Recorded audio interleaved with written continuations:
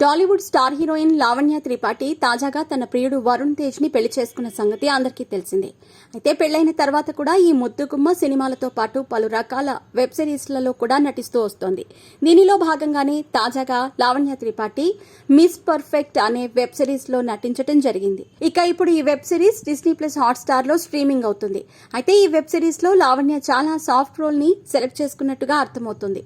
ఇదిలా ఉండగా ప్రమోషన్స్ లో భాగంగా తాజాగా ఓ ఇంటర్వ్యూలో పాల్గొన్న లావణ్య ఈ సందర్భంగా మాట్లాడుతూ తన లవ్ అఫైర్ పై కొన్ని సంచలన వ్యాఖ్యలు చేసింది.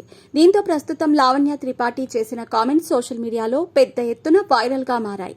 అయితే వరుణ్ తేజ్ రాశి ఖన్నాతో నటించిన తొలి ప్రేమ సినిమాలో రాశి ఖన్నాకు ప్రపోజ్ చేసిన విధంగా తనకు కూడా ప్రపోజ్ చేశాడని లావణ్య త్రిపాఠి చెప్పుకొచ్చింది. ఈ సందర్భంగా ఆయన మాట్లాడుతూ, మొదటగా మిస్టర్ అనే సినిమా షూటింగ్ సమయంలో మేమిద్దరం ఫ్రెండ్స్ అయ్యామని, ఆ తర్వాత ఆ సినిమా షూట్ పూర్తయ్యే సమయానికి లవ్ లో పడ్డామని, ఇక అప్పుడే వరుణ్ తేజ్ తనకు ప్రపోజ్ చేసినట్టుగా లావణ్య త్రిపాఠి ఇంటర్వ్యూలో తెలియజేసింది.